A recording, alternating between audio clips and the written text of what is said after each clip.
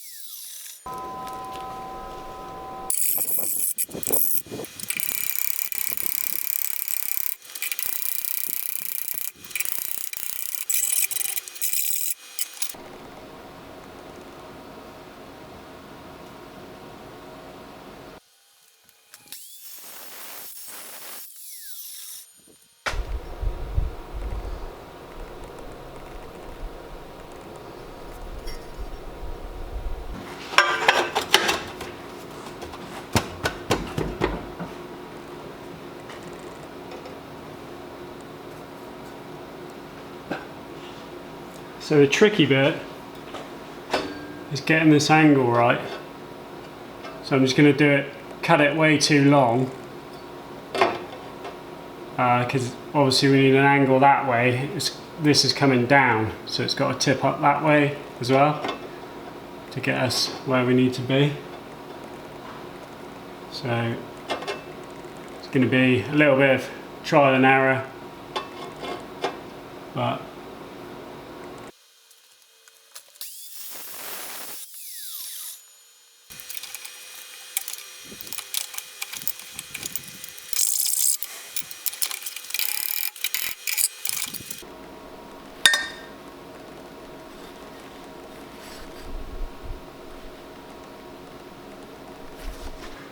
right, so what I've managed to do is I've managed to get this angle correct, to get that where I want it, but I've cut this off too short. So the only option I got, the issue is I've shaped this end to fit it with the correct angle, and it's not big enough to, yeah, there's basically a step. So on the inside, on the inside of there's going to be a step, which obviously you don't want in an exhaust. So only option is to remake that, cut it a bit longer. I don't have these pieces, so I can't remake it.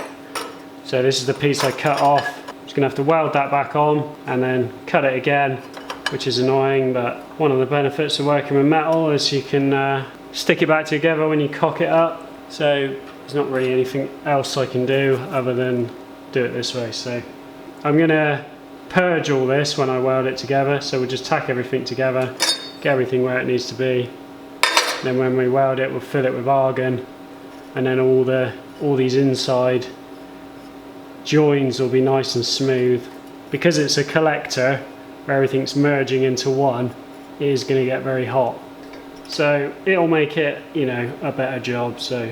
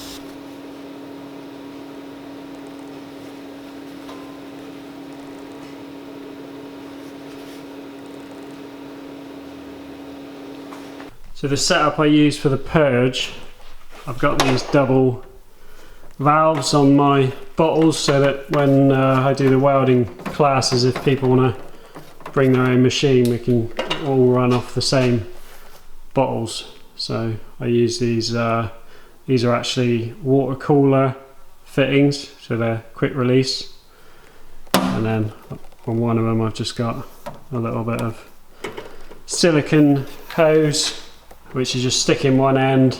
I just use tin foil to block the ends of the tube off. You can get all sorts of nice bung kits for doing it, and if I was doing a lot of this stuff I would get the, you know, the proper kit, but this is just a cheap, quick and easy way of doing it.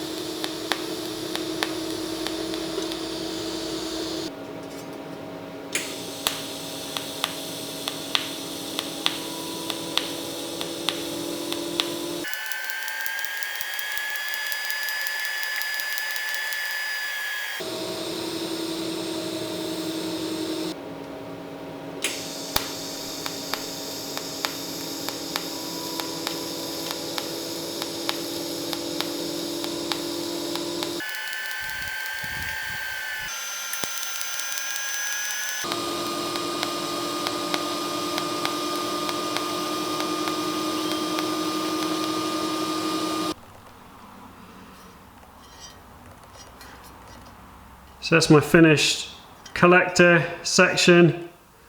Looks a bit Heath Robinson having the little join cock up there, but sometimes just having something finished is better than perfect. Fits really well, and I don't know if you'll be able to see, the purging gives you a really nice smooth weld on the inside of the tubes. Pretty much the same on the inside as the outside, rather than having like a black frosted uneven weld, so it's going to be a lot stronger. And goes on here.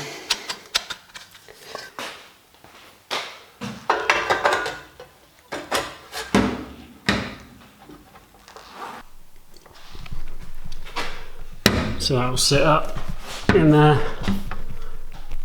nicely tucked out of the way.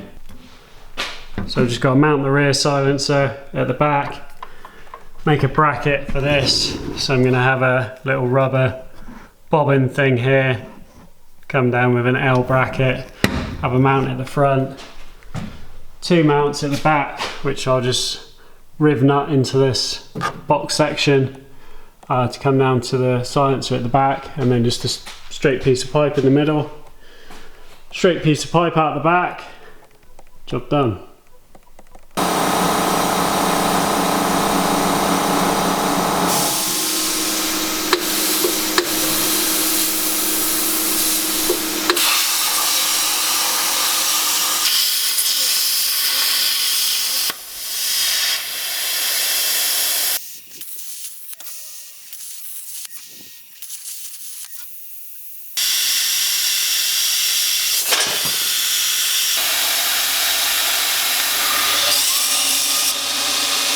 So this is the exhaust hanger bracket. That's this side. So that'll sit on there. That'll just be welded to the side of the silencer, and then the silencer is going to sit up in here. Can't have it too close because obviously that's the fuel tank there, so it needs an air gap. But I do want to have it tucked pretty well up in there because it's quite a big silencer. And I've got a little rubber mount in there. This is this one, which I've slotted so that it can just slide off backwards, so I can leave that connected there and just disconnect these two, slide the whole thing back.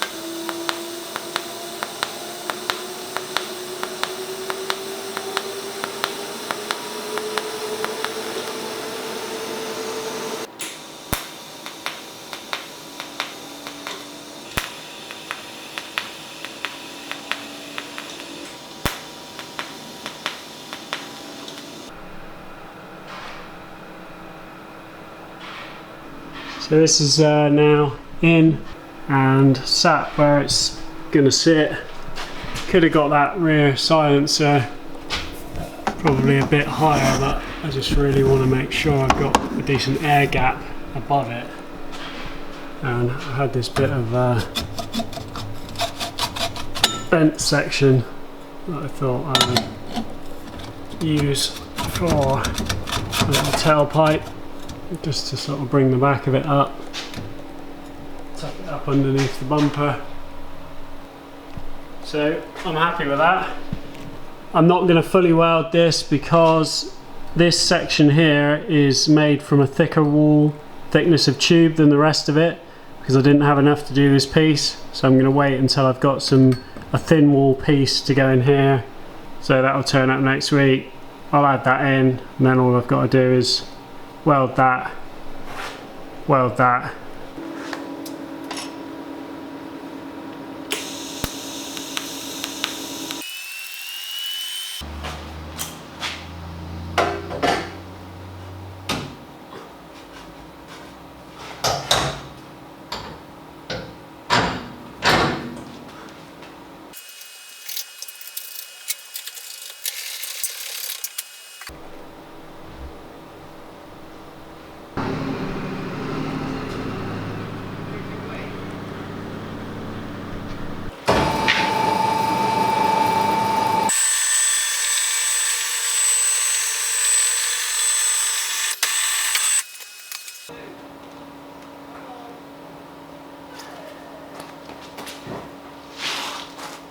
So ground clearance is pretty good enough to get over the ramp. I think this is set at basically ride height where it's going to sit, so yeah, I'm pretty happy with that.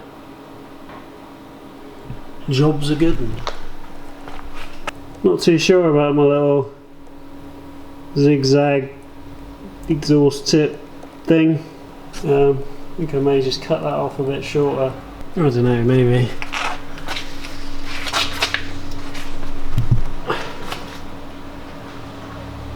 We'll see. I'll ponder it for a bit.